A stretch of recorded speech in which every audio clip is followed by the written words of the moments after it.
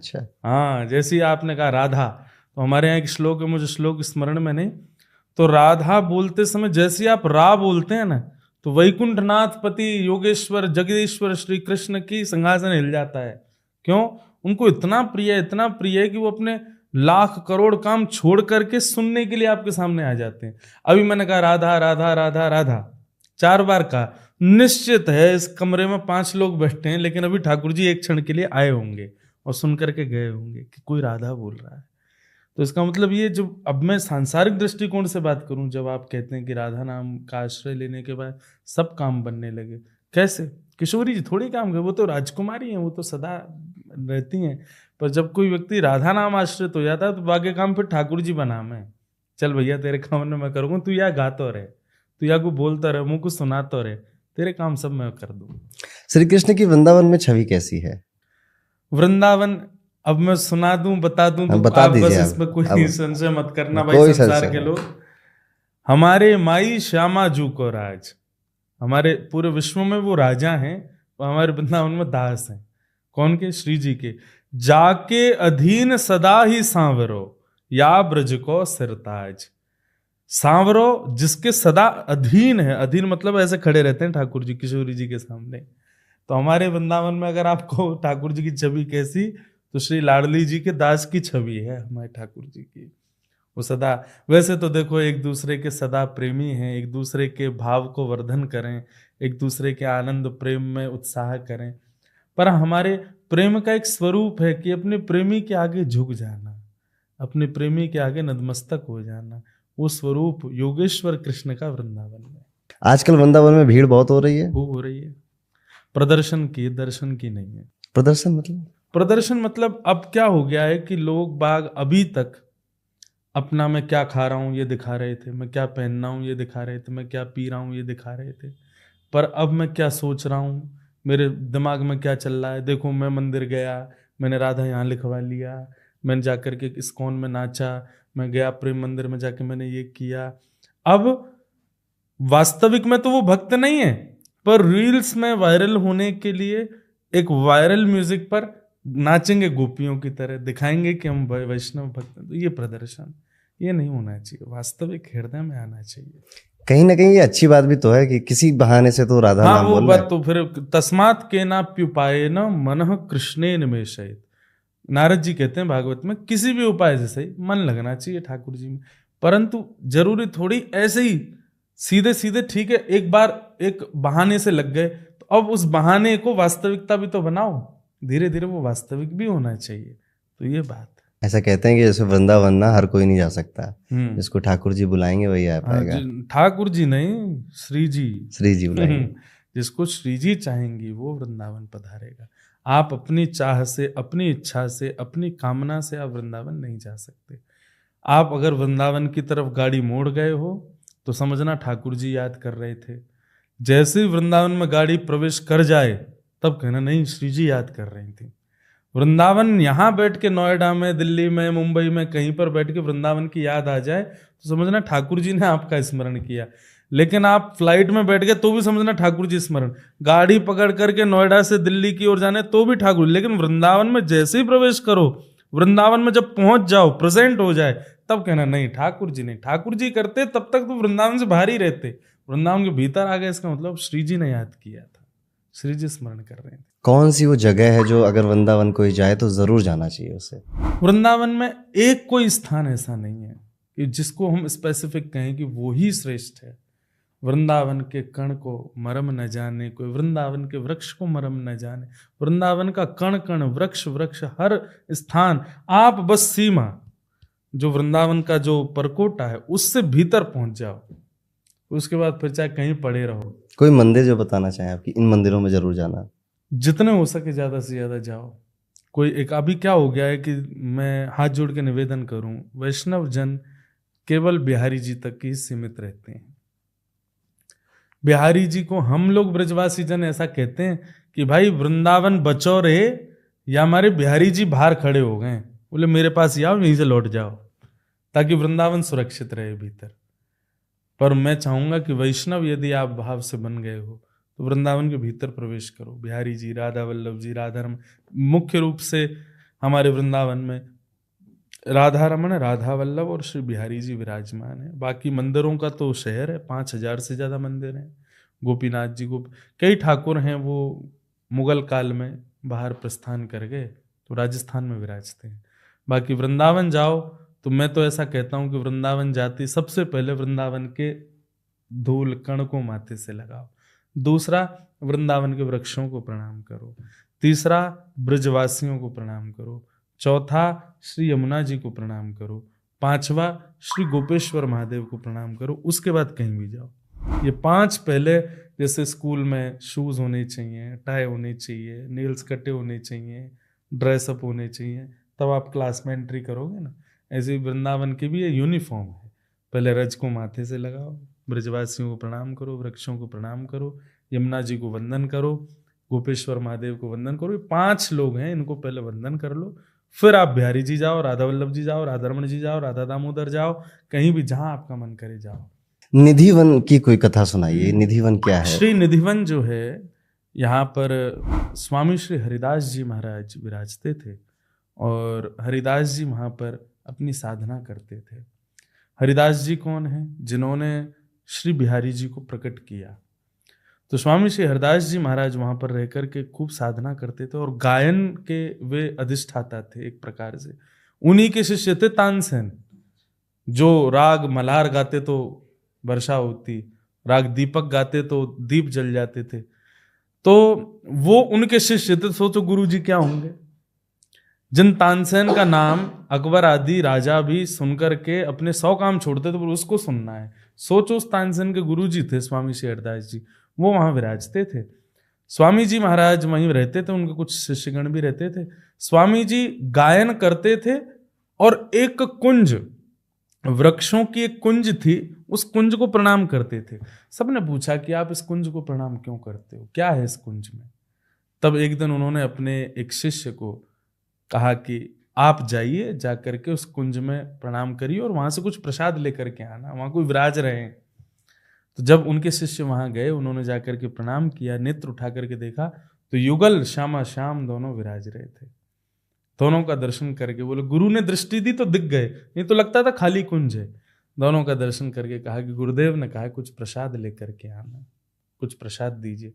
तब श्यामा और श्याम दोनों एकाकार रूप हो गए और वहीं बिहारी जी प्रकट हो गए। तब बिहारी जी को ललिता और विशाखा श्री राधा रानी की सखियों ने उन शिष्य को प्रदान किया। तब श्री हरिदास जी के वे शिष्य अंदर से बिहारी जी को लेकर के आए और ला करके श्री हरिदास जी को प्रदान किया। हरिदास जी भाव विह्वल, नेत्रों से आंसू, श्यामा श्याम का एकाकार रूप श्री बिहारी जी प्रकट हुए। तब से बिहारी जी निधिवन में विराजते थे। फिर बाद में वो सेवा गृहस्थों के उसमें आ गई, क्योंकि संत महापुरुष तो अपने भजन में इतने तल्लीन हो जाते, कई बार भोग लगाना ही भूल गए, कई बार ठाकुर जी शयन कराना भूल गए। तो फिर गृहस्थाश्रमियों के पास से सेवा आई, तब निधिवन से ठाकुर जी आकर के मंदिर में विराजमान हो गए। एक सेठ जी ने मंदिर बनवा करके ठाकुर जी को यहाँ विराजमान किया। वो कुंज बिहारी वाला मंदिर? हाँ, बिहारी जी प्रकट हुए निधिवन में। कहते हैं कि निधिवन में रात में कोई देख नहीं सकता, जा नहीं सकता। ऐसा वहां का भाव है वृंदावन का। केवल निधिवन नहीं है, निधिवन और सेवा कुंज, इनको प्रधान रूप से कहा जाता है कि रात्रि में वहां के लता गुल्म पत्र आदि ये सब जो है, ये सब गोपी बन जाते हैं और ठाकुर जी नित्य रास विहार करते हैं वृंदावन में, तो वहीं करते हैं। तो इसलिए यदि कोई व्यक्ति रात्रि में वहां जाकर के देखने का प्रयास करे, अब साधना है नहीं, भजन इतना है नहीं, शुद्ध इतने है नहीं, अब तुम देखने जाओगे तो देख ही नहीं पाओगे। हमारे पास में सूर्य को देखने की शक्ति नहीं, तभी तो हम नहीं देख पाते। अगर हम प्रयास करेंगे तो नेत्र खराब हो जाएंगे।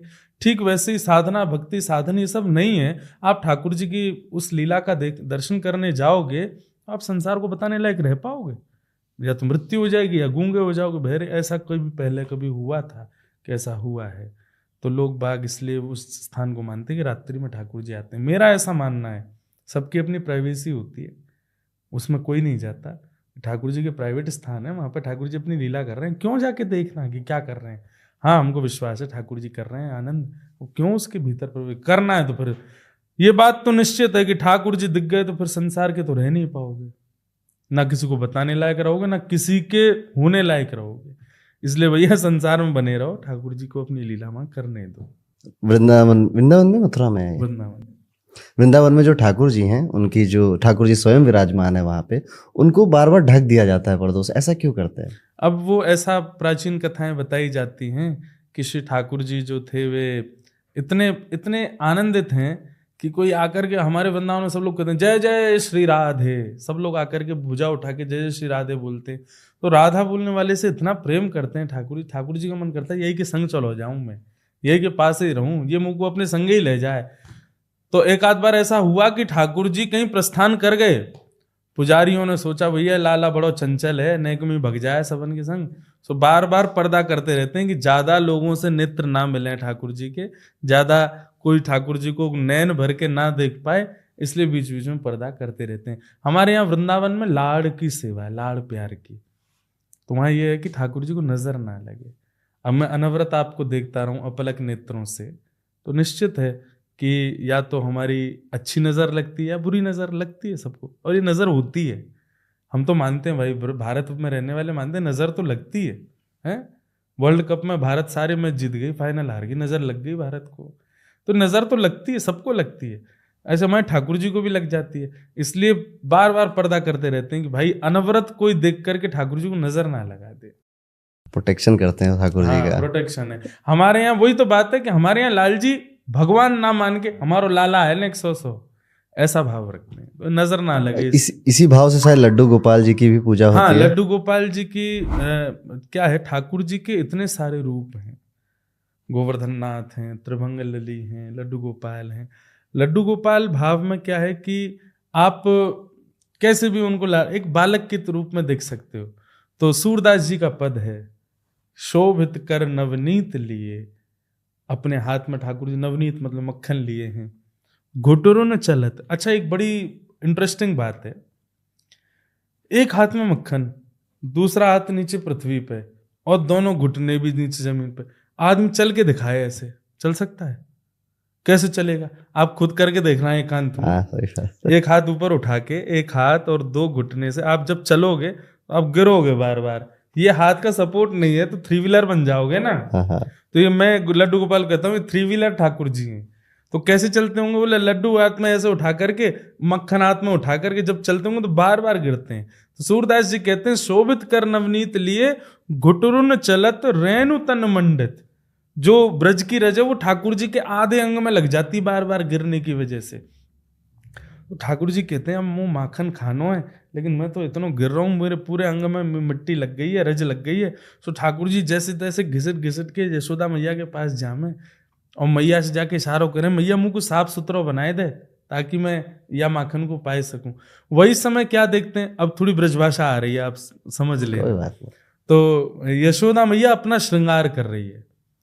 ठाकुर जी जब पहुंचे यशोदा मैया के पास तो यशोदा मैया अपना श्रृंगार कर रही है, और पत्रावली का श्रृंगार आज भी जब ब्याह होता है, दुल्हन आदि ये सब करते हैं, तो एक लाल टीका, फिर सफेद टीका, लाल टीका, ऐसे पूरा घुमाते हुए गाल के ऊपर, ऐसा यशोदा मैया अपना श्रृंगार करती। तो ठाकुर जी देखते हैं बड़ा प्यारो श्रृंगार है मैया को, मैं यूँ करूँगा। सो ठाकुर जी फिर गुडमन चले गए गौशाला। तो सफेद टीका तो बना रहे हैं मक्खन का, एक मक्खन की बिंदी लगाते हैं, और फिर लाल टीका की जगह एक गोबर उठा के लगा लेते हैं, फिर मक्खन लगाते हैं, फिर गोबर। तो सूरदास जी कहते हैं गोरोचन तिलक किए। इतना सुंदर वर्णन है ठाकुर जी के उस बाल रूप का कि ठाकुर जी गोबर का टीका लगा रहे हैं अपने मुंह पे। तो इसलिए सहज सेवा बन सके, किसी को ज्यादा नियम कानून ना पढ़ाए जाएं, एक बालक है उसको सहज भाव से प्रेम कर सकें, इसलिए लड्डू गोपाल की सेवा होती है। मुझे लगता है श्री कृष्ण जी का ही एक ऐसा अवतार है कि कोई अपना बच्चा मान रहा है उन्हें, कोई भाई मान रहा है। तोहे मोहे नाते अनेक मानिए जो भावे। आप चाहे उनको गुरु मानो, चाहे आप उनको शिष्य मानो, चाहे आप उनको भाई मानो, चाहे आप उनको सखा मानो, जो आपको मानना है वो आप उनसे मानो। आप क्या मानते हैं, गुरु मानते हैं, सखा? हम सखा माने भैया, हमारा लाला सखा है, हमारा मित्र है। जीवन में अगर मुझसे आप कहें कि कृष्ण से क्या संबंध बनाए, 2 संबंध है, या तो गुरु मानो अर्जुन की तरह, या फिर अर्जुन का ही दूसरा सखा मानो। मुझे ऐसा लगता है कि व्यक्ति को जीवन में संभालना और बिगाड़ना ये 2 ही लोग करते हैं, या तो उसके मित्र अच्छे ना हो तो बिगड़ेगा, मित्र अच्छे हो तो समझ जाएगा। गुरु अच्छा ना हो तो बिगड़ जाएगा, गुरु अच्छा हो तो समझ जाएगा। दोनों स्थानों पर कृष्ण को बैठा हो। आप 7 साल हो गए आपको कथा करते हुए, और जब कोई इंसान ऐसे किसी काम में रम जाता है तो उस इंसान उसको अलग अलग अनुभूतियां होती हैं। आपको कभी श्री कृष्ण की अनुभूति हुई पर्सनल लाइफ में? अनुभूति अनुभव मेरे हिसाब से तो व्याख्यान और प्रदर्शन का विषय नहीं है। जैसे रत्नों को गुप्त रखा जाता है ताकि चोरी ना हो, ऐसी अनुभूतियां भी गुप्त होनी चाहिए। पर किसी का विश्वास यदि सुदृढ़ हो रहा हो तो अपना अनुभव बताना भी चाहिए। तो ऐसे अनेक अनुभव होते हैं ठाकुर जी के साथ में। अब अनुभवों की तो बात यह है कि जैसे मेरी सेवा में ठाकुर जी हैं छोटे से गिरधर लाल, तो उनका नियम है कि सवेरे मंगला होगी जब उठेंगे ठाकुर जी, तब उनकी जल झारी, मतलब ऐसा कहें वाटर बोतल, जल झारी का पानी बदला जाता है, ठाकुर जी पूरे दिन पियेंगे। फिर मध्य में राजभोग जब होता है, जिसको हम लंच कहते हैं, तब ठाकुर जी की जल झारी बदली जाती है। रात्रि में ठाकुर जी जब शयन करने जाते हैं तब एक नई जल झारी रखी जाती है। तो एक बार कहीं बहुत हबड़ इतनी ट्रेवलिंग में रहते हैं तो रात्रि का ठाकुर जी का जल झारी का जल बदलना मैं भूल गया, दोपहर का ही रखा था। अब सामान्य दृष्टि से तो उसमें जल भरा हुआ है, लेकिन भाव दृष्टि से ठाकुर जी पी चुके हैं, खाली है वो। ठाकुर जी को प्यास लगी, पी गए। अब रात्रि में ठाकुर जी सोएंगे तो जल होना चाहिए। मैं जल्दीबाजी में भूल गया, मैंने वो जल नहीं बदला। मैं सोने के लिए अपने कक्ष में गया। 1 घंटे बाद मेरी आंख खुली, मुझे प्यास लगे, मैं पानी पिया, फिर सो गया। 15 मिनट फिर आंख खोले, गला पूरा सूख जाए। मतलब आप जल पीते हो तो थोड़ी देर तो गले में तरावट रहती है ना, लेकिन वो बिल्कुल ऐसा था कि जैसे मैं 5-6 घंटे बोल लिया हूं और मेरे गले में एक बूंद भी सलाइवा नहीं है।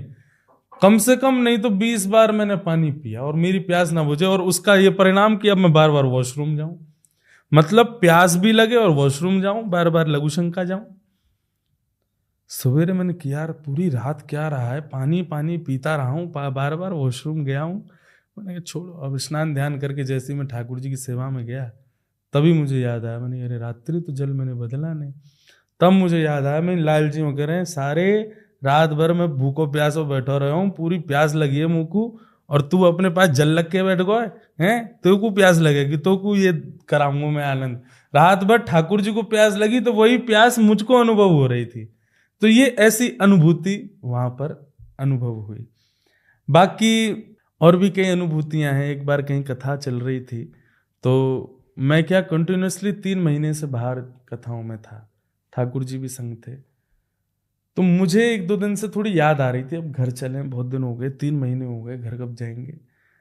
तो मुझे तब तो लगा कि मुझे आ रही, पर वास्तव में पता चला वो ठाकुर जी को याद आ रही थी घर की। और उस दिन ऐसा अनुभव हुआ कि रात्रि मैं तो सो गया, लेकिन जिनके घर पर मैं रुका था वो लोग सुबह जब मिलने आए तो बोले महाराज जी रात में कोई रो रहा था ऊपर। मैंने कहा कौन रो रहा था? बोले ऐसा था बालक जैसी आवाज में। नहीं, मेरे परिकर में तो कोई बालक है नहीं।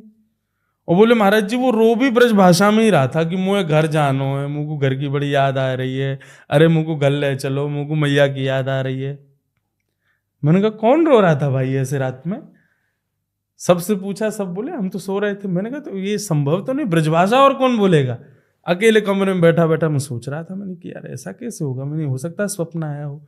लेकिन तभी अचानक दृष्टि पड़ी लाल जी पे, हमारे ठाकुर जी को। मैंने अच्छा जे रो रहे, जे रात भर तड़प रहे कि मुझको ब्रज लेके चलो, वो घर की याद आ रही। तो ऐसे कई अनुभूतियां लाल जी की होती हैं कि वे संग विराज रहे हैं और संग लीला कर। कभी ऐसे दिखे हैं श्री कृष्ण आपको स्वप्न में? स्वप्न में अनुभव, देखो एक बात मैं कहूँ, मेरी अभिलाषा नहीं कि वो मुझे दिखें। मेरी अभिलाषा है कि आप केवल अनुभूति कराते रहो, अनुभव कराओ। मेरे ठाकुर जी जो मैं सोचता हूँ यही श्री कृष्ण है, और ऐसे ही हैं वो कथाएं गा गा करके अनुभव भी होता है। जब मैं उनको गोद में लेता हूँ तो लगता ही नहीं मूर्ति है, ऐसा लगता है लाल जी आए मेरी गोद में आके बैठे। तो निश्चित मेरा विश्वास है कि यही श्री कृष्ण है, और मेरी अभिलाषा भी यही कि नेत्र जो है ना, ये सांसारिक वस्तु है। एक चीज का अति दर्शन होने के बाद उससे फिर इच्छा पूर्ति हो जाती है। मैं वो नहीं चाहता। सदा तड़पते रहें नेत्र, सदा ऐसे व्याकुल रहें कि आप दिखो दिखो दिखो, पर आप दिखना मत, ताकि व्याकुलता बनी रहे। तो जैसे आप जहां भी जाते हैं तो अपने लाल जी को लेके जाते हैं? हाँ, हमारे लाल जी बहुत सुंदर हैं, छोटे से गिरधर लाल हैं, एक भुजा ऊपर दूसरी भुजा कमर पे, ऐसा उनका स्वरूप है, श्रीनाथ जी के भेष में है। तो ऐसा संगी सबको करना चाहिए क्या कि अपने ईश्वर को लेके अगर चलें? आप अपने देखो, आपने कहा ईश्वर को संग, अगर आप उनको भगवान मानते हो तो मंदिर में ही बैठा हो, लेकिन आप उनको अपना सखा मानते हो, अपना संगी साथी मानते हो, तो संग लेके चलो सब जगह।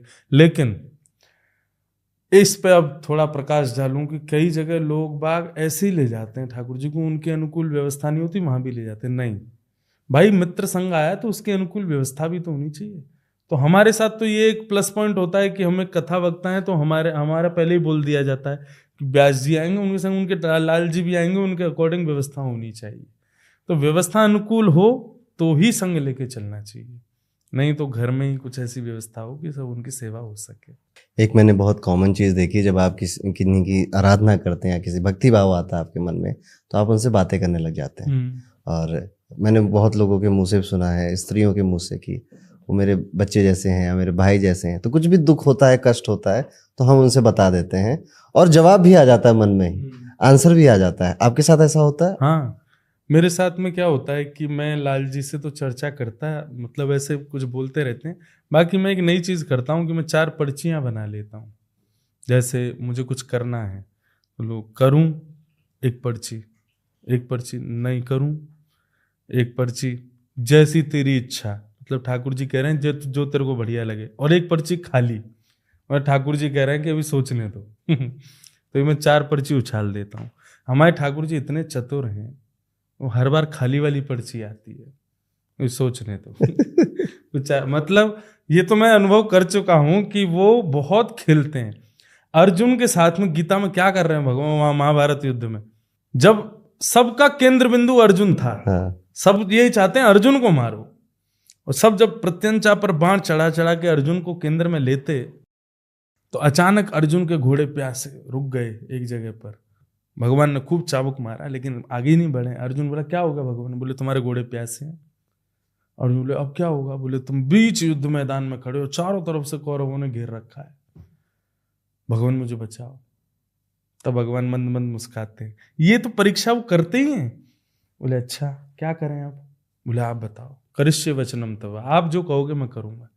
भगवान बोले केवल बोल रहे हो कि करोगे, बोले नहीं मैं करूंगा भगवान। बोले अच्छा, धनुष बाण नीचे रखो, रथ से नीचे उतरो, नीचे उतर करके पृथ्वी में धनुष से गड्ढे करके जल निकालो, घोड़ों को पिलाओ, दोबारा बैठ जाओ। अर्जुन बोला ये क्या कह रहे हो आप, ये सब लोग मुझे भून देंगे, सब लोग मेरे कोई बाण मार देंगे, बाणों की सैया पे लेट जाऊंगा मैं। भगवान बोले अभी तो तूने कहा कि करिष्ये वचनम तव, आप जो कहोगे सो करूंगा, आप करो। तो इसका मतलब क्या है कि ठाकुर जी का ये स्वभाव है कि वो अच्छा एक और बात, अगर आप राम रूप के भजन आश्रित हो तो सहज है कि वो सरल सरल सब करते जाएंगे। लेकिन आप अगर श्री कृष्णोपासी हो तो निश्चित है कि आपकी पग पग पे परीक्षा है, क्योंकि ठाकुर जी खेलते हैं। तो मेरे साथ ऐसा होता है, 4-5 बार पर्ची मैं अब तक उछाल चुका हूं, उछाली तो बहुत बार है लेकिन 4-5 बार ऐसा हुआ है खाली वाली ही आती है, सोचने दो। मुझे ऐसा लगता है कि ठाकुर जी खेल रहे हैं, बोले इतना आसानी से कैसे उत्तर दे दूंगा, अभी तो तुमको थोड़ा नचाना है हमको। ये बात सुनने के बाद कई लोग पर्चियां बनाएंगे वो अपने घर हाँ में। और नहीं ये बात आपसे, अच्छा एक बात और मान लीजिएगा जी। यदि आपको 1 करोड़ रुपए का मुनाफा हो रहा है, आपने ठाकुर जी से पूछा और ठाकुर जी ने ना बोल दिया, उसके बाद इतना विश्वास तो कर वो लेना कि चले मत जाना, धर्म संकट जैसा हो जाएगा। हाँ कि मन में तो है कि चलो मान लेते कि इससे शादी करूं कि ना करूं, और मन है बहुत 7-8 साल से साथ में, ठाकुर जी मना कर दें, तो फिर उसमें वही बात है कि ठाकुर जी की आज्ञा को अध्यादेश मानो, आप उस पर फिर या तो पूछो ही मत। तो ऐसा भी मन करे एक बार और उछाल लेता हूँ क्या तो? फिर उसमें फिर 3 बार करो। अच्छा, फिर वोटिंग होनी चाहिए ना, एक बार तो ठाकुर जी की मान ली, दूसरी बार फिर उछाला, दूसरी बार भी अगर ठाकुर जी की नहीं आई, मेरी आ गई, तो अभी तीसरा और बचा फाइनल, तीसरी बार और। अगर तीसरी बार में ठाकुर जी जीत गए तो समझ जाना कि बस ठाकुर जी संकेत कह रहे हैं बाद में मत रोना बेटा, हम पहले ही कह रहे हैं मत करो। कभी ऐसा हुआ है? खूब हमारे एक पंडित जी हैं, उनका ब्याह होना था, अब हो रहा है अभी दिसंबर में। तो उनका क्या हुआ कि सब फाइनलाइज हो गया, तब आए मेरे पास, महाराज जी मेरा ब्याह हो रहा है। मैंने कहा अच्छा सब फाइनल हो गया, बोले हाँ फाइनल हो गया, लेकिन मेरे को ना थोड़ी दुविधा लग रही है, महाराज जी एक बार आप लाल जी से वो पर्ची उछाल के पूछो। मैंने देख लियो बेटा, घर में तो सब फाइनल हो गया, मैं ठाकुर जी ने मना कर दी तो बोले मैं करूँगा ही नहीं, लेकिन मुझे पता है ठाकुर जी हाँ बोलेंगे। मैं ठीक है चलो गए, तो ब्याह करूँ ब्याह ना करूँ, ब्याह जैसी तेरी इच्छा। और चौथी पर्ची मैंने रखी नहीं, मैंने मुझे पता है खाली वाली आएगी, वो रखी नहीं, तीन ही रखी। जैसी उछाली तो आ गया नहीं करो। अब वो सर पटक के बोले मेरे पिता माता सबकी बात हो गई, वहाँ तो सब डिसाइड हो गया। मैं ठाकुर जी तो मना कर रहे हैं भाई। बोले महाराज जी एक बार और उछाल दो। मैंने नहीं अब तो 3 बार उछलेगी, वोटिंग होगी किसकी ज्यादा किसी की कम। दूसरी बार उछाली तो आगे करो। मैंने अब तीसरी वाली में यूं नहीं कहते जैसी तेरी इच्छा। कंफ्यूज हो जाए आदमी। हाँ अब तीसरा जैसी उछाला तो आ गया करो। वो ठाकुर जी पहली बार तो खेल रहे थे, अच्छा हुआ हमने 2 बार और खेली। ठाकुर जी कह रहे करो। और उनका ब्याह है 7 दिसंबर को। पर्ची वाले बाबा कहेंगे अब से लोग आपको। नहीं हम तो नहीं है भैया, लेकिन हाँ ये है कि लाल जी के आगे अगर ये प्रश्न उत्तर करो, ठाकुर जी कोई उत्तर दे दें तो उस पर फिर संशय मत करना, चाहे उसमें घाटा हो रहा हो उस काम को कर लेना, ठाकुर जी रक्षा करेंगे। अच्छा एक बात और है, अगर आप ठाकुर जी की आज्ञा मानोगे तो ठाकुर जी का दायित्व बनता है कि उसमें तुम्हारी रक्षा हो। और जरूरी नहीं है भैया जैसा हम सोचें उससे सब अच्छा ही अच्छा हो तो ही सब ठीक रहेगा, नहीं। कई बार ठाकुर जी जानबूझ के ऐसा करवाते हैं कि तुम्हारे साथ गलत हो, ताकि तुम्हारा वो रिक्रिएशन आगे चल करके उसी से संभव हो पाएगा। कथा आती है गोस्वामी तुलसीदास जी ब्याह नहीं कर रहे थे, लेकिन कथा इतनी अच्छी करते थे कि एक ब्राह्मण उन पर रीझ गया अपनी बेटी के लिए कि मेरी बेटी तो इनसे ही ब्याहेगी। गोस्वामी जी बोले भैया हाथ जोड़वा लो, हम ब्याह नहीं करेंगे। तो महादेव प्रकट हो गए, साक्षात देवादिदेव महादेव प्रकट हो गए। प्रकट होकर के बोले तुमको ये ब्याह करना पड़ेगा, अगर तुमने ये ब्याह नहीं किया तो राम जी तुमको नहीं मिल पाएंगे। तो राम जी मिलेंगे इसलिए तुलसीदास जी बोले भाई फिर तो महादेव आज्ञा कर रहे हैं, मतलब इससे अच्छी पत्नी तो नहीं मिलेगी। लेकिन क्या हुआ, गोस्वामी जी का ब्याह हुआ, कुछ वर्षों बाद ही उनकी पत्नी के मोह में इतने आसक्त हो गए कि पत्नी ने ही उनको डांट दिया। कथा पूरी लंबी आती है। पत्नी ने ही जब दुत्कार दिया तुलसीदास जी को, तब तुलसीदास जी बोले इतना प्रेम मैंने राम जी से किया होता तो राम जी मिल जाते। तब घर बार छोड़ छाड़ करके तुलसीदास जी चित्रकूट गए, वहां जाकर रामचरितमानस लिखे, हनुमान जी मिले, हनुमान जी ने राम जी से मिलाया। पूरी कथा जब मैं पढ़ रहा था तब मैंने सोचा अगर तुलसीदास जी ने ब्याह नहीं किया होता और पत्नी उनके दुत्कारने वाली नहीं आती तो कभी राम जी नहीं मिलते। इसका मतलब क्या है, कई बार लाइफ में ऐसे लोग आते हैं जो आपके साथ में अनिष्ट करें, तो निश्चित है कि उस अनिष्टता का फल कुछ अच्छा ही होगा। तो आप कभी ठाकुर जी को कोसो मत कि आपने ऐसा क्यों कर दिया, आपने ऐसे व्यक्ति से क्यों मिलवाया। निश्चित ही अभी नहीं, कुछ वर्ष बाद आपको पता चलेगा अच्छा हुआ वो दूषित व्यक्ति मेरे जीवन में आया, नहीं तो आज जो मैं हूं वो नहीं बन पाता।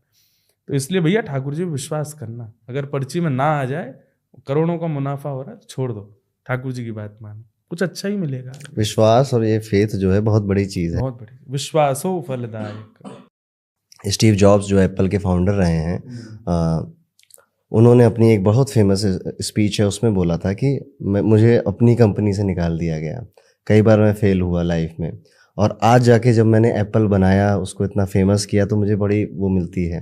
लेकिन जब मैं पीछे मुड़ के देखता हूँ तो एवरी डॉट कनेक्टेड, हर एक डॉट कनेक्टेड है, इस वजह से आज मैं यहाँ पर हूँ। तो वही बात आपने भी कही, और इसी को हम लोग नॉर्मल भाषा में कहते हैं कि जो होता है अच्छे के लिए। ये भाव बहुत बड़ा है, आज आपको नहीं समझ में आएगा, 2 साल बाद 4 साल बाद जरूर समझ में आएगा। अभी आप एक ज्योतिष शास्त्र में भी आप हैं, आपके पास अधिकतर लोग आते होंगे कि मेरा इससे ब्याह हो कि नहीं, क्या आप क्या बताते हैं? बोले हाँ भाई अच्छा है, सब अच्छा होगा, ब्याह कर लो। लेकिन अभी आप अगर देखें जितनों के ब्याह हो गए, निश्चित ही सबके घर में कलेश कुछ ना कुछ चलती रहते हैं। तो इसका मतलब जरूरी नहीं कि ब्याह जिससे आप करो वो अच्छी आए, आपकी सुनने वाली आए, आपकी मानने वाली आए तो ही आपका बढ़िया।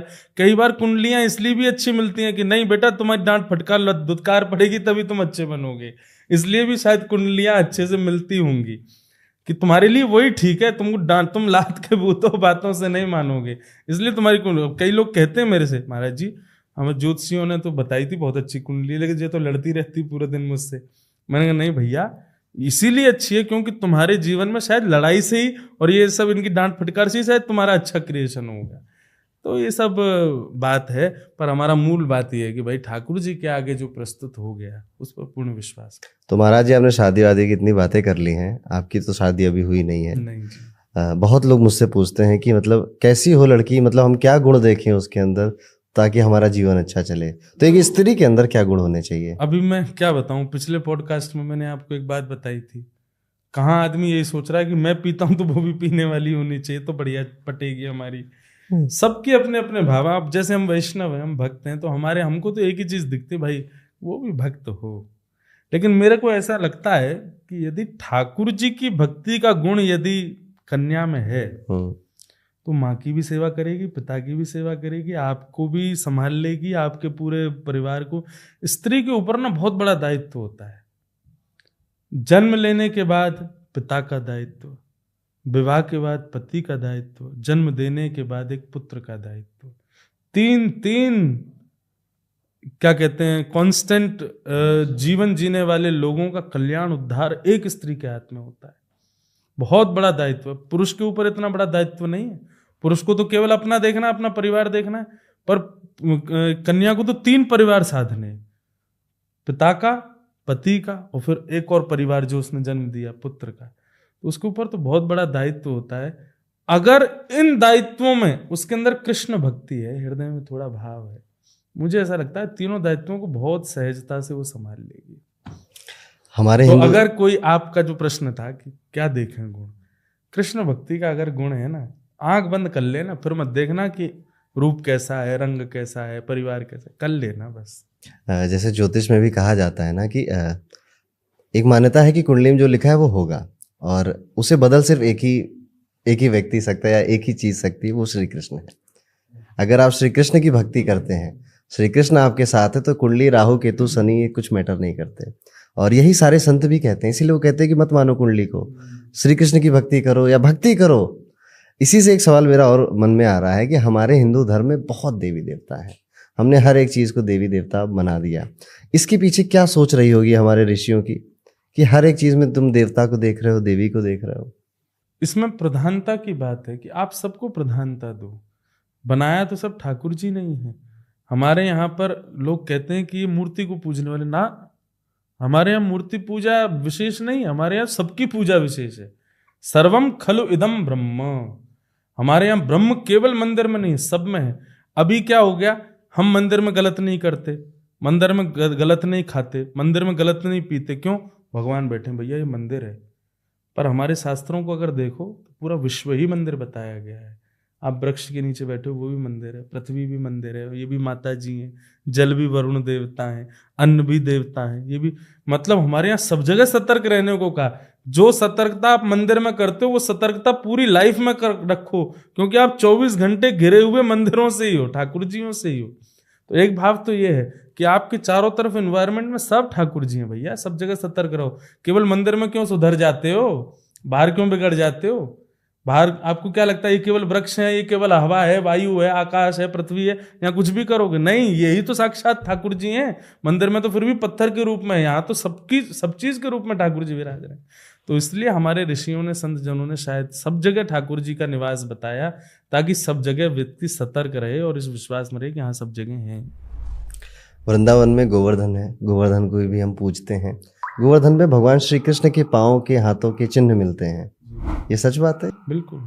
वहाँ पर कुछ शिलाएं हैं जिन पर ठाकुर जी के चरण चिन्ह हैं। ब्रज में कई जगह हैं जहाँ ठाकुर जी के कुछ चिन्ह प्राप्त होते हैं, और श्री गोवर्धन नाथ जी में विशेष रूप से वो चिन्ह अंकित हैं आज भी।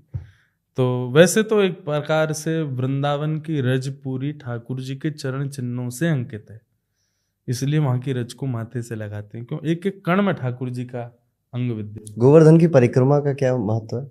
21 किलोमीटर की परिक्रमा है। श्री गोवर्धन नाथ जी जो है वो स्वयं कृष्ण ही है, उन्हीं का ही रूप है। तो ये ब्रजवासी जो थे ये पहले इंद्र की पूजा करते थे। क्यों? क्योंकि सब किसान थे, तो बोले ओलावृष्टि, अतिवृष्टि, अनावृष्टि, इन सब से इंद्र जो है रक्षा करेंगे, इसलिए इंद्र की पूजा करो। लेकिन जब भगवान को ये बात पता चली, भगवान बोले तो फिर इंद्र की अकेले की क्यों कर रहे हो? खेती बाड़ी में तो सूर्य की भी आवश्यकता है, उसकी भी करो। खेती बाड़ी में वायु की भी आवश्यकता, उसकी भी करो, वरुण देवता की भी करो, सबकी करो। ऐसे करोगे 33 कोटि देवता, सबकी करो, अकेले इंद्र की क्यों कर रहे हैं? तब ब्रजवासी बोले तो लाला कहा करें? बोले जड़ में पानी डालो, वृक्ष अपने आप हरा भरा हो जाएगा, पत्तों में क्यों पानी डाल रहे हो? बोले कौन है जड़? बोले इन सब के जड़ हैं श्रीमन नारायण, साक्षात विष्णु। और वही विष्णु, वही नारायण हमारे ब्रजमंडल में गोवर्धन के रूप में विराजमान है, उनकी पूजा करो। तब सब लोगों ने जा करके गिरिराज जी की पूजा की और गोवर्धन नाथ जी की 21 किलोमीटर की परिक्रमा की। तब से विधान है कि वहाँ परिक्रमा करते हैं। परिक्रमा का दूसरा विधान ये है कि जब आप अपने शरीर को अव्यवस्थित स्थिति में भक्ति मार्ग पे लेके जाते हो, व्यवस्थित क्या है? सोफा पे बैठे हैं। अव्यवस्थित क्या है? नीचे जमीन पे बैठे हैं। व्यवस्थित क्या है? गाड़ी में घूम रहे हैं। अव्यवस्थित क्या है? पैदल चल रहे हैं। तो अव्यवस्थित होना एक प्रकार का तप माना जाता है। तो आप गिरिराज जी की 21 किलोमीटर परिक्रमा कर रहे हो, तप कर रहे हो शरीर से, तो निश्चित है आपके दूषित भाव जो है वो उस तप से नष्ट होंगे, इसलिए परिक्रमा। आपने इतनी श्री कृष्ण की बातें कर दी ना, दिल बड़ा खुश हो रहा है। कोई भजन हो जाए आपके श्रीमुख से। वाह, हमारे यहाँ एक भजन तो बहुत सारे हैं, पर एक बड़ा प्रिय है। हो ब्रज के नंद लाला, राधा जी के सांवरिया, सब दुख दूर हुए जब तेरा नाम लिया। हो ब्रज के नंद लाला, राधा जी के सांवरिया, सब दुख दूर हुए जब तेरा नाम लिया। मैं बहुत भाग्यशाली हूँ, जिस कथा के लिए लोग भीड़ों में लगाते हैं, भीड़ में आते हैं, वो मुझे मेरे पॉडकास्ट पे हमारे लोगों को सुनने को मिलती है। ये भाग्य से, इसलिए बहुत बड़ा भाग्य है ये। और भाग्योदयन बहुजन्म सम, नारद जी कहते हैं भागवत में कि आप यदि एक क्षण भी सत्संग कर रहे हो, भगवत स्मरण की कोई वार्ता कर रहे हो, तो ये आपके कौन से कर्म का फल है कि आप ये भगवत वार्ता कर रहे हो? तो वो कहते हैं भाग्योदयन बहुजन्म, आपके एक नहीं ना जाने कितने पूर्व के जन्मों, सतयुग त्रेता में भी जो आपके पूर्व जन्म हुए होंगे, उन सब के कर्म फल एक साथ एकजुट हुए, तब जाकर के ये संवाद हो पा रहा है। मुझे ऐसे पॉडकास्ट सच में बहुत अच्छे लगते हैं इंद्रेश जी, जिसमें कोई स्पिरिचुअल लीडर कथा वाचक आते हैं और अपने अनुभवों को बताते हैं। एक मन में प्रश्न है, बहुत जगह सुना भी है कि श्री कृष्ण तो चले गए हैं, द्वापर युग में चले गए थे, उनका हृदय अभी भी जीवित है और वो जगन्नाथ जी में रखा हुआ है। इसके क्या ये सच्चाई है? थोड़ा सी कड़वी लगे अगर मेरी बात, तो ये बिल्कुल गलत बात है। आप श्री कृष्ण को पंचभूत रूप नहीं मान सकते कि उनका हृदय उनसे अलग हो जाएगा, वे चले गए। किसी की मैंने ये बात सुनी थी कि भगवान श्री कृष्ण जो हैं उनको चिता पर रख दिया गया उनके जाने के बाद, आदि आदि। गीता में भगवान कहते हैं, मुझे श्लोक याद नहीं है पर कभी मिलेगा तो मैं आपको मैसेज करूंगा। भगवान कहते हैं, अर्जुन जो मुझको पंचभूत वाला मानते हैं, पृथ्वी जल तेज वायु आकाश से शरीर बना है, और एक सामान्य व्यक्ति की तरह मेरा चलना फिरना, जन्म मरण आदि होता है, ऐसी जो लोग विचारधारा रखते हैं वो तो अपवित्र हैं ही। उनको देखने वाले को भी कपड़े सहित गंगा जी में कूद जाना चाहिए, वो भी इतना पवित्र हो जाता है। तो ठाकुर जी कोई पंचभूत के नहीं है। ये बात बिल्कुल गलत है कि हम ऐसा कहते हैं कि उनका हृदय यहीं रह गया। एक जगह तो कथा में बता रहे थे कि उनका शरीर जला दिया, हृदय समुद्र में बहता बहता जगन्नाथपुरी पहुंच गया, वहां लोगों ने ले जा करके जगन्नाथ जी के हृदय में। ये बिल्कुल गलत बात है। मैं आप सबसे प्रार्थना करूंगा, ऐसी बात नहीं। जगन्नाथ जी के हृदय में जीवित शालिग्राम है, ये बात बिल्कुल सत्य है। नील माधव नाम के ठाकुर जी थे पहले, एक राजा उनके दर्शन करने के लिए गए, वही उनकी सेवा करते थे। परंतु एक बार किसी अन्य को पता चला कि राजा पीछे पीछे जाते हैं, वहां दर्शन करते हैं, वहां कोई ठाकुर जी हैं। अब ठाकुर जी ने अधिकार केवल राजा को दे रखा था अपने दर्शन का, परंतु कोई और पीछा करता करता वहां जब गया तो भगवान अंतर ध्यान हो गए, और अंतर ध्यान जब हुए तब सबने प्रार्थना की, भगवान आप पुनश्च प्रकट हो जाओ।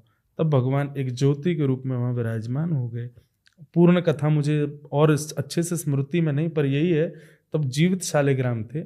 उनके लिए भगवान ने आज्ञा की कि अब तुम लकड़ी के सुंदर विग्रह बनाओ, उनके हृदय में मुझे स्थापित करो और इस प्रकार मेरी सेवा करो।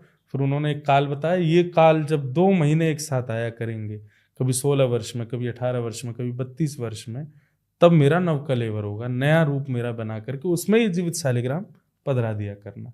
इस प्रकार वो लीला होती। अब उस पर लोगों ने बना दिया कि भगवान का हृदय बहता बहता द्वारिका से जगन्नाथपुरी आ गया भगवान।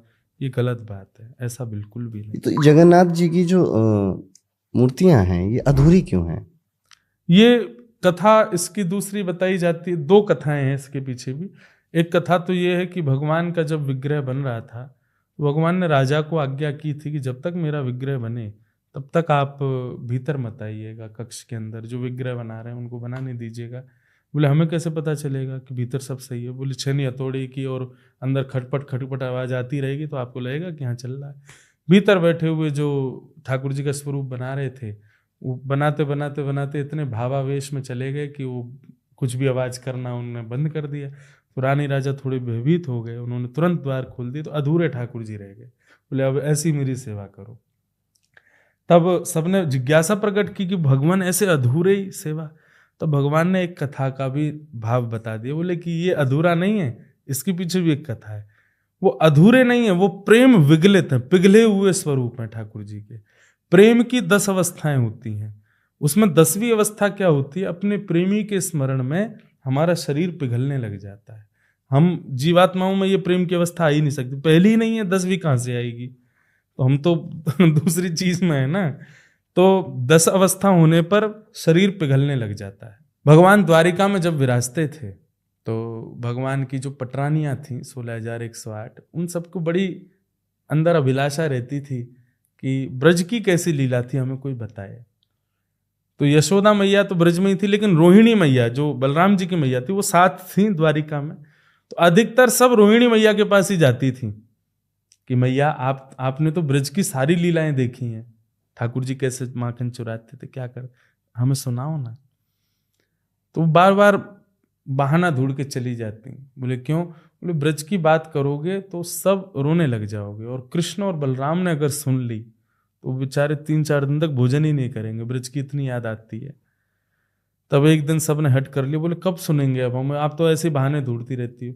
तो सुभद्रा जी बोली, भगवान की बहन, कि आप लोग एक काम करो, आप लोग चर्चा करो, मैं द्वार पे बैठ जाती हूँ, मैं देखती रहूंगी, कृष्ण बलराम अगर आ रहे होंगे तो मैं अंदर इशारा कर दूंगी कि चर्चा बंद करो, कन्हैया आ गए। वो ठीक है।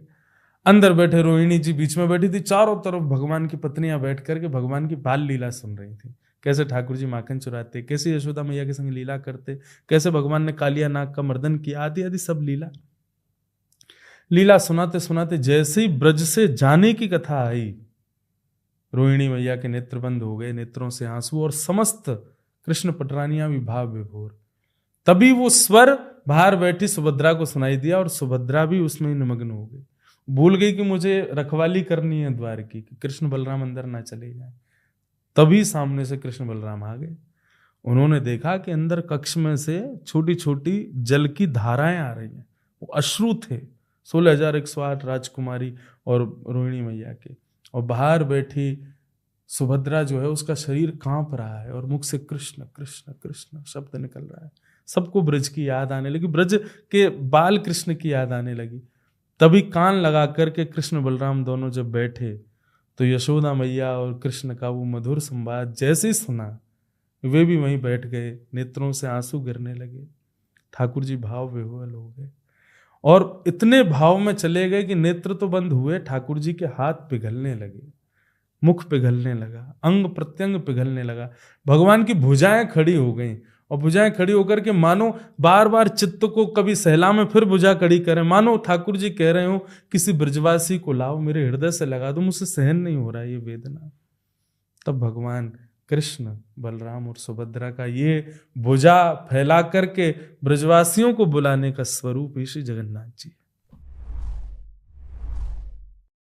ये पॉडकास्ट श्री कृष्णमय हो गया, और श्री कृष्ण की जन्माष्टमी आती है, हम मनाते हैं, हम सभी लोग मनाते हैं।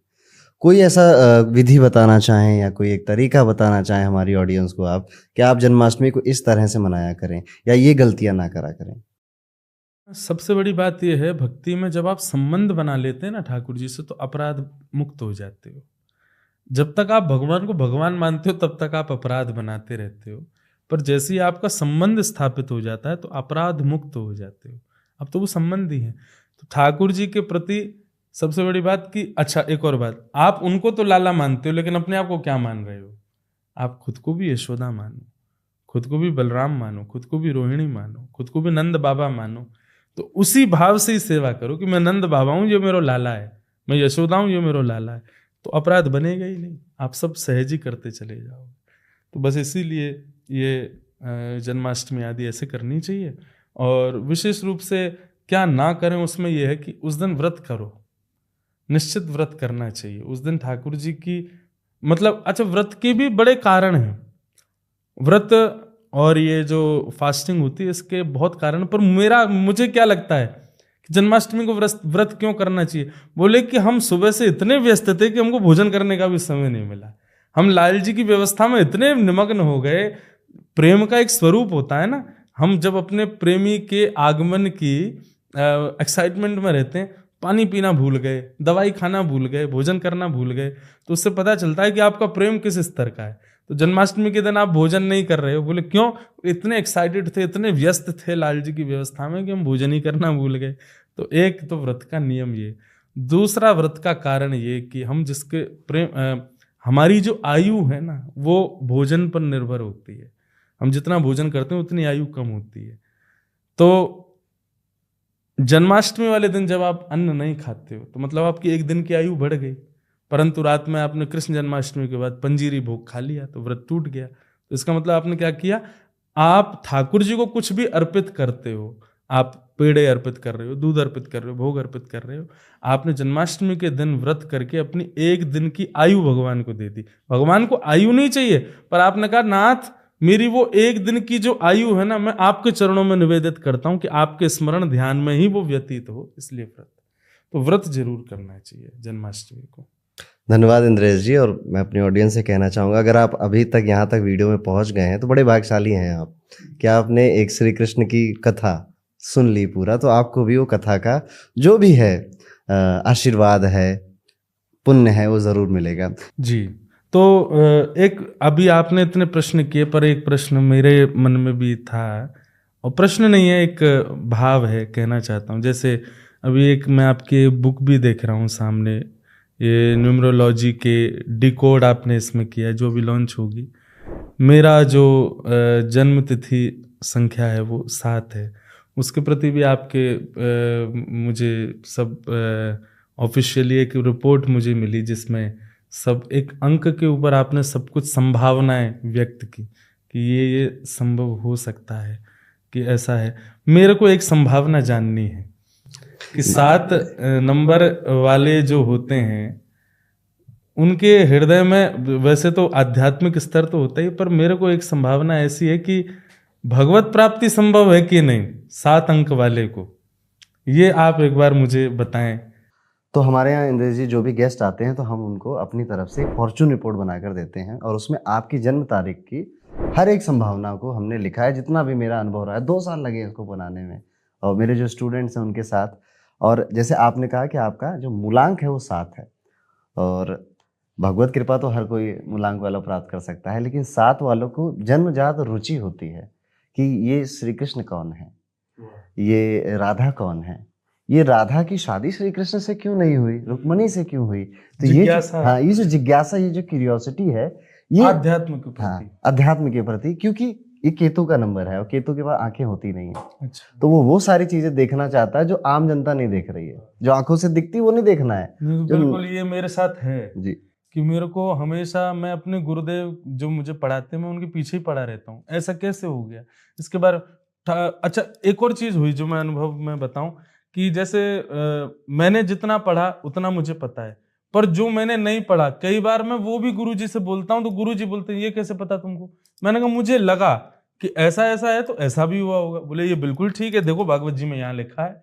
मैंने कहा गुरुजी हमने पढ़ा तो है नहीं, फिर मुझे कैसे पता चला। तो वो अभी मैं कनेक्ट कर पा रहा हूँ कि 7 अंक होने की वजह से वो जो आप कह रहे हैं केतु को वो भी देखना चाहता है जो उसको नहीं दिखता। तो केतु की ये जो भूख है ना, ये तड़प, वो अधूरा है, ये कभी मिटती नहीं है। तो आप पूरे जीवन में आप देखेंगे कि आपका ये जो क्यूरियोसिटी है, जिज्ञासा है, ये बनी रहेगी। केतु एक चीज और देता है, इंट्यूशन।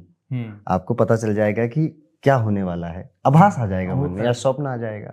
और मैनिफेस्टेशन, कि आप जब ऐसे झटके से कुछ कह दोगे ना किसी को कि अरे जा तेरा काम बन जाएगा, ठीक है, तो उसका काम बनेगा। और आप किसी को बुरा भी कहोगे, वैसे आप नहीं कहते होगे, तो वो भी उसके साथ होगा। तो नंबर 7 इतना पावरफुल नंबर है, बहुत बड़ी ताकत है इसके साथ। लेकिन अधिकांश लोगों के साथ एक चीज ये भी होती है कि बड़ी ताकत के साथ थोड़ी कमजोरी भी आती है, और वो है कंफ्यूजन। कि कुछ फैसले लेने में थोड़ी कंफ्यूजन हो जाएगी, पूछना पड़ेगा भाई मैं ये ठीक कर रहा हूँ या नहीं कर रहा हूँ। तो 7 नंबर को इस तरह से देखा जाता है। थोड़ा सा कंफ्यूजन डिसीजन टेकिंग में थोड़ी बनी रहती है। पर जो आप बात कह रहे हो, मैं अपने आप को रिलेट कर पा रहा हूँ कि मुझे वो अनुभव होता है कि मैं वो देखता हूँ जो आंखों से नहीं दिख पाता, वो दिख जाती है, अनुभव होती है। और विशेष रूप से मेरा मूल सिद्धांत केवल भगवत भाव है। तो मुझे लाल जी की लीलाएं जो हैं, जब मैं बोलता हूँ, आपने भी मुझसे प्रश्न किए, तो मैं सुनी हुई बात नहीं बोल रहा था। आपने मुझसे प्रश्न किया, तुरंत वो चित्रण मेरे दिमाग में, एक फिल्म चल रही थी, मैं वो सुना रहा था कि ऐसा ऐसा ऐसा हो रहा है। तो मेरे को होता है कि मुझे मैनिफेस्टिंग होती है। और ये भी मैंने देखा है कि मैं कुछ कह दूं, जैसे घर में कोई ब्याह हुआ, सबकी रुचि है लेकिन मेरी रुचि नहीं थी, तो मैंने ये भी देखा, भगवान ना करे ऐसा हो, पर मैं बोल देता हूँ कि भाई मुझे नहीं लग रहा कि ठीक जाएगा, वो ठीक होता ही नहीं। मैनिफेस्टेशन की बात करी है, तो कुछ है भागवत में मैनिफेस्टेशन के लिए? मैनिफेस्टेशन ही तो है।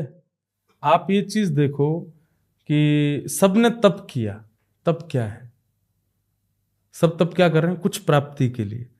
पर अभी क्या हो गया है, कलयुग में लोग ना तप नहीं करते, बस मैनिफेस्टिंग कर लेते हैं कि हमको ये चाहिए और ये चाहिए, ये चाहिए, ये चाहिए, बार बार सोचते रहेंगे। पर प्राचीन काल में क्या होता था, जो चाहिए उसके लिए तप करते थे। तो मुझे ऐसा लगता है कि मैनिफेस्टिंग तो काम करेगी, उसके संग हमारी आध्यात्मिक की एक चीज जोड़ो, थोड़ा तप कर लो।